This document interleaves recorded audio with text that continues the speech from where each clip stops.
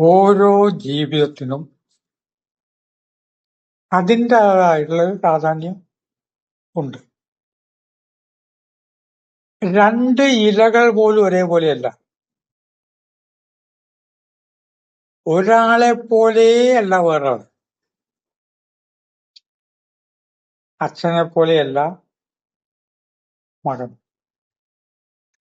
അച്ഛനെ പോലെയാണ് മകൻ എന്ന് പറഞ്ഞാൽ ഈ ഭൂമിക്ക് ഒരു ചലനവും ഉണ്ടാവില്ല. കാരണം അച്ഛന്റെ ബിസിനസ് അതേമാതിരി കൊണ്ടു നടക്കും.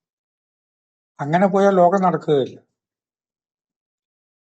ഈ വ്യത്യസ്തത കൊണ്ടാണ് ഓരോ വിരലടയാളത്തിനും വ്യത്യാസം ഉണ്ട്. ആ വിരലടയാളം എന്നുള്ളതുകൊണ്ടാണ് എന്റെ വിരലടയാളം എന്നാണ് എന്റെ ആത്മകഥയുടെ പേര്. കോഴിക്കോട് ടൂറിംഗ് ബുക്സ് ആണ് അത് പബ്ലിഷ് ചെയ്തിരിക്കുന്നത്. അത് വായിച്ചിട്ട് ഇന്നലെ ഒരാള് പറഞ്ഞത് ചില ഭാഗങ്ങൾ വായിക്കുമ്പോൾ അത് വേദനാജനകം ആണ് എന്ന്. കുടുംബാംഗങ്ങളിൽ ചിലവർക്കൊക്കെ അത് വേദനാജനകമാണ്. നമ്മുടെ അവര് ആത്മാവിൽ അങ്ങനെ ഇഷ്ടപ്പെടാത്തവരുണ്ട്, മുഴുവനായിട്ട് വായിക്കാത്തവരും ഉണ്ട്. ചില സത്യങ്ങൾ നമ്മൾ തുറന്നു പറയേണ്ടത് ലോകക്ഷേമത്തിന് വേണ്ടിയാണ്. അന്നത്തെ അധ്യാപകർ എത്ര മഹാന്മാരായിരുന്നു, ഇങ്ങനെയൊന്നും പറയരുത്. ഇല്ലാത്ത കാര്യമാണ്. മഹാന്മാരായ അധ്യാപകർ അന്ന് ഇല്ലാവുന്നല്ല അതിന്റെ അർത്ഥം. വളരെ ദുഷ്ടന്മാരായിട്ടുള്ള അധ്യാപകർ ഉണ്ടായിരുന്നു. അപ്പൊ എന്റെ ബാല്യത്തിൽ വെറുതെ അന്നത്തെ മാഷന്മാരെങ്ങനെയായിരുന്നു, അധ്യാപകർ എങ്ങനെയായിരുന്നു എന്നുള്ളത് ഞാൻ വെറുതെ കൃത്രിമമായിട്ട് പറഞ്ഞുകൊണ്ട് ഒരു കാര്യവും ഇല്ല. വളരെ ക്രൂരതയുള്ള അധ്യാപകർ ഉണ്ടായിരുന്നു. വളരെ ക്രൂരത എന്ന് പറഞ്ഞാൽ ക്ലാസ്സില് കുട്ടികളെ തല്ലാനായിട്ട് വരുന്നവരുണ്ട്. ഈ തല്ലുന്ന എന്തിനാന്ന് കുട്ടിക്കറിയോ? ഇപ്പോൾ ആലോചിക്കുമ്പോ കണ്ണെന്നറിയും. ഈ ഒരു വിവരവുമില്ലാത്ത കുട്ടികൾ അച്ഛനും അമ്മയും കാർഷിക വൃത്തിക്ക് പോകും. അവർ രാവിലെ പഠിക്കാൻ ഇറങ്ങുന്നതിന്റെ മുമ്പ് തന്നെ അച്ഛനും അമ്മയും പണിക്ക് പോകും. സ്കൂള് ഓലപ്പരയാണ്.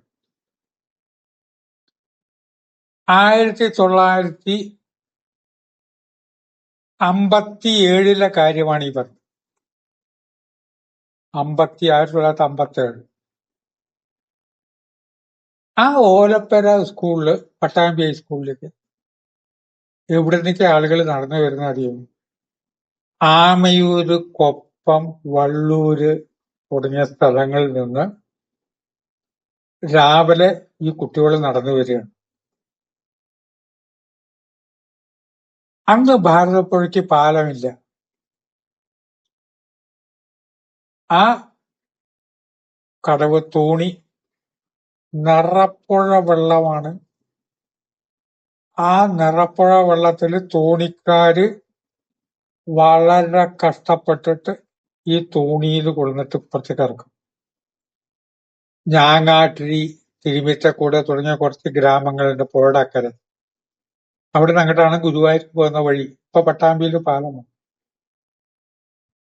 ഈ കുട്ടികൾ വരുന്നത് ഈ പുഴ കടന്നിട്ട് ഞാങ്ങാട്ടിരിയിൽ നിന്ന്, ആമയൂരിൽ നിന്നാണ് ഈ കുട്ടികൾ വരുന്നത്. അവരെപ്പോ വീട്ടിൽ നിന്ന് പുറപ്പെടണം? ആ വീട്ടിൽ നിന്ന് പുറപ്പെടണമെങ്കിൽ രാവിലെ അവര് ഒരു കഞ്ഞിട വെള്ളം കഴിച്ച് എത്ര മണിക്കായിരിക്കും? അവരുടെ അച്ഛനും അമ്മയും ജോലിക്ക് പോവല്ലോ.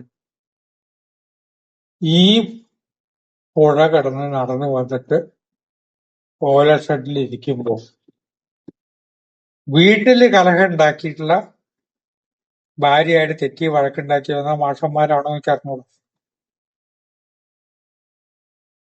ഒരു വിഷയം കുട്ടികളെ പഠിപ്പിക്കുക എന്നുള്ളത് മറ്റൊന്നാണ്. അത് എളുപ്പമല്ല. ഒരു വിഷയം നമ്മുടെ കയ്യിൽ കിട്ടിയാൽ എങ്ങനെ അത് ഒന്നും അറിയാത്തവർക്ക് പറഞ്ഞു മനസ്സിലാക്കി കൊടുക്കാമെന്നുള്ളതിൽ ഒരു ഹോംവർക്ക് നമ്മുടെ ബ്രെയിനിൽ നടക്കണം. ഒരു പ്രഭാഷകൻ പുസ്തകത്തിൽ വായിച്ച അങ്ങനെയായിട്ട് പറയാ, ആള് എണീറ്റ് പോയില്ല. എത്രയോ പേരുടെ പ്രസംഗം കേട്ടിട്ട് ഞാൻ എണീറ്റ് പോകുന്നുണ്ട്, കേൾക്കാൻ വയ്യ. അതങ്ങനെ പറയല്ല വേണ്ടത്. 8, 4, 12 എന്നല്ല കണക്ക് പഠിപ്പിക്കുക. കണക്ക് മാഷ് കണക്ക് മാത്രമേ പറയുള്ളൂ. അവിടെ സർക്കസ് കളിക്കണ്ട. നിങ്ങൾ ആരൊക്കെ സർക്കസ് കണ്ടു? അപ്പൊ 2 കുട്ടി കണ്ടിട്ടുണ്ടാവും. ഞാൻ കണ്ടു സർക്കസിൽ ഇങ്ങനെ. സർക്കസിന്റെ കാര്യവും പറഞ്ഞ് എപ്പോഴാ കണക്കിലേക്ക് വന്നതെന്ന് അറിയരുത്. അതാണ് കണക്ക് പഠിപ്പിക്കല്. മുതിർന്നതിന് ശേഷമാണ് അന്ന് പഠിപ്പിക്കല്. പഠിപ്പിക്കാൻ അറിയുന്ന അധ്യാപകര് എത്ര പേരുണ്ടായിരുന്നു? എന്നെ കണക്ക് പഠിപ്പിച്ചത് വളരെ ദുഷ്ടനായൊരു മാഷായി. ഒരു മനുഷ്യപ്പെട്ടു. ആ മാഷ ക്ലാസ്സിൽ ഇരിക്കുന്ന പോലെ പേടി വേർന്നില്ല. വെറുതെ തല്ലേ. ഒരു തവണ മാഷ് ഉത്തരം പറഞ്ഞു തരണ്ടേ? നമ്മൾ ആലോചിക്കണം. 9, 4 എത്രയാ? ഒരു തവണ പറഞ്ഞു തന്നതിന് ശേഷം 9, 4 എത്രയാന്ന് ചോദിക്കാം, തല്ലാം. ഒരു തവണയും പറഞ്ഞു തന്നിട്ടില്ല. 9, 4 എത്രയാണ്? അറിയില്ല. അടിയൻ. ഇതെവിടുത്തെ മര്യാദ? അങ്ങനെ ഉച്ചയ്ക്ക് 1 മണിയായി കഴിഞ്ഞാൽ പിന്നെ 2 മണിക്കാണ് മാഷന്മാര് എതിർവശത്തെ കടയിൽ പോയിട്ട് ചായയും ബന്നും. കുട്ടികൾക്ക് ആഹാരമില്ല. അന്ന് ഉച്ചക്കഞ്ഞിയൊന്നും തുടങ്ങിയിട്ടില്ല. ഒരാഹാരവും ഇല്ല. വിശന്നിരിക്കുക. പച്ചവെള്ളം കുടിക്കാൻ വേണ്ടി കിണറിന്റെ അവിടേക്ക് പോകണം. എല്ലാ കുട്ടികളും വെള്ളം കുടിക്കലാവുമ്പോ അവിടുത്തെ തിരക്കുണ്ടാവും. കാലിയായ വയറ്റിലാണ് ഈ പച്ചവെള്ളം കുടിക്കണ. ഒന്നുമില്ല. ഉച്ചയ്ക്ക് ശേഷം എന്ത് വേണം? തല്ലുന്ന അധ്യാപകരുടെ കാര്യമാണ് പറഞ്ഞത്. അല്ലാത്ത അധ്യാപകരുണ്ട്. UP ശങ്കുണ്ണിയായ മാഷ്, UP ബാലൻ, അങ്ങനെ കുറച്ച് നല്ല കുറുമാപ്പള്ളി കേശവൻ നമ്പൂരി മാഷ്, അങ്ങനെയുള്ള ധാരാളം പേര് വേറെ ഉണ്ട്. ഈ രീതിയിൽ തല്ലുന്ന മാഷന്മാര് ഈ രാവിലെ പുറപ്പെട്ട് നടന്നു വന്ന കുട്ടികളെ, ഉച്ചയ്ക്ക് പച്ചവെള്ളം കുടിച്ചിരിക്കുന്ന കുട്ടികൾ ഉച്ചയ്ക്ക് ശേഷവും അടി, ചെവി പിടിച്ച് തിരുമ്പുക. അതിന് മാഷന്മാരനെ ചില സൈക്കിൾ ഔട്ടിക്കുക എന്നൊക്കെയാണ് മാഷന്മാരനെ പറയുക. ഈ ചെവി നുള്ളി മേപ്പെട്ട് കയറി പിടിക്കുക. ഒരു പാവപ്പെട്ട കുട്ടിയെ അടിച്ചിട്ട് അവനായിട്ട് വീണ്ടും അവന്റെ പല്ലവിടെ ഡസ്കുമ്മൽ വീണത് ഇന്നും മനസ്സിൽ നിൽക്കുകയാണ്.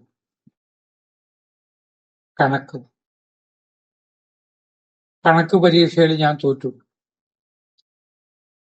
5 മാർക്ക് പോലും ഒരു പരീക്ഷയിലും കിട്ടി. ആ തോറ്റ എന്നെ ട്യൂഷന് കൊണ്ടുപോയിട്ട് 3 മാസം ട്യൂഷൻ കഴിഞ്ഞപ്പോഴേക്കും നല്ല മാർക്കോട് കൂടി പാസ്സാവാൻ കഴിഞ്ഞു. അതിന്റെ അർത്ഥം എന്താ? പഠിപ്പിക്കേണ്ട രീതിയിൽ പഠിപ്പിച്ചാൽ നന്നായി. ഇതും കഴിഞ്ഞിട്ട് ഈ തല്ലും കൊണ്ടിട്ട് ഉച്ചയ്ക്ക് ആഹ്ലാദമില്ലാതെ ഈ കുട്ടികൾ നടന്നിട്ട് എപ്പോഴാ അവിടെ എത്തുക?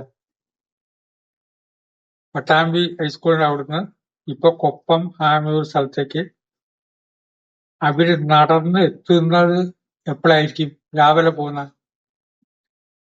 ഇലക്ട്രിസിറ്റി ഇല്ല. അവരുടെ ജീവിതം എന്താവും? ഇതൊക്കെ ഒളിപ്പിച്ചു വെച്ചിട്ട് അന്നത്തെ അധ്യാപകരായിരുന്നു അധ്യാപകര്. അവർക്ക് അവരുടെ മക്കളെ പോലെയായിരുന്നു കുട്ടികള് എന്നൊക്കെ പറയാറുണ്ട്. അധ്യാപകരെ പ്രശംസിക്കാറുണ്ട്. ചില സമയത്ത് സത്യം ഒന്ന് പറയണല്ലോ. ധന്യമീതൻ അങ്ങനെ 1400 ദിവസമായി അപ്പൊ ചില ദിവസം ചില സത്യമൊക്കെ പറഞ്ഞു പോകും. അതിൽ ക്ഷമിക്കണം എന്ന് പറഞ്ഞ വാക്കുകൾ ഉപസംഹരിക്കുന്നു.